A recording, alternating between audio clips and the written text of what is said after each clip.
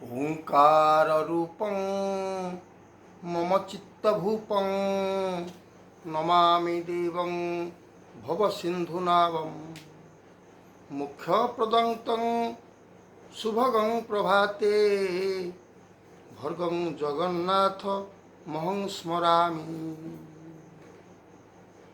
आजिर पवित्र आसर को विश्वर कोटि कोटि श्रद्धालु जगन्नाथ प्रेमी भाई भौणी मानू स्वागत करुछि।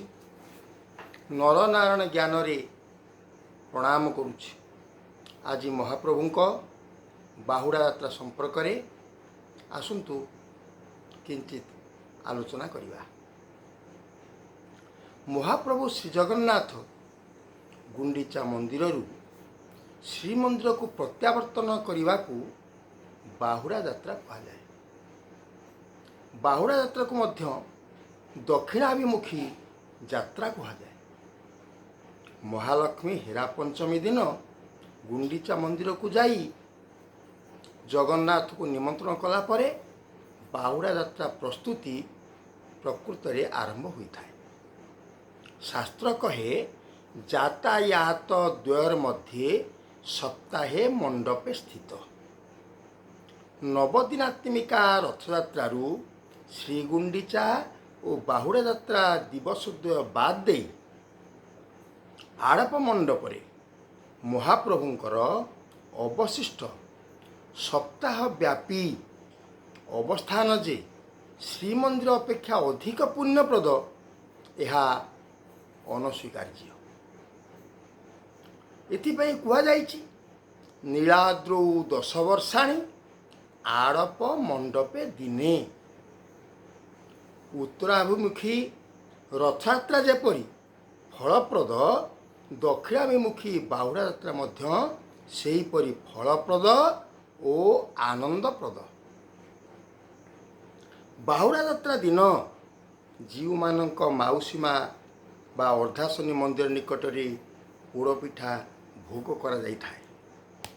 तीन रथ सिंहद्वार रे पहुँचला परे एकादशी दिन अधरपणा भोग होला परे जीव मानक सुनावेश बा राजावेश करा जाई थाए।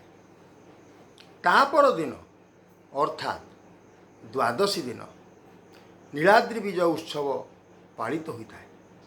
यह परे जीव माने गोटी पहंडी रे मंदिर को विजय करती।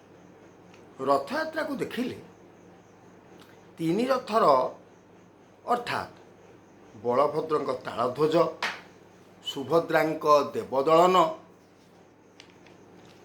और जगन्नाथ नंदीघोष यथाक्रमे 14, 12 और 16 चकर जीवासीबा जोगु मनुष्य मुक्ति पाई 84 नरकरू पार हुए बोली कहा जाए।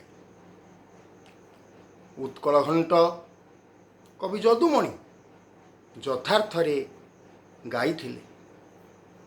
14, 2, 10, 16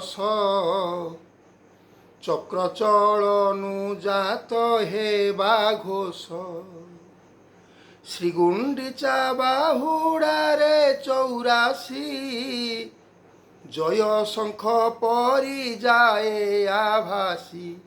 हे हे हेमंत उत्सव इछि दिवस रजनी ये भाव भजनी दिवस रजनी ये भाव भजनी ग्रंथकार होई अछि जे ग्रंथकार होई अछि।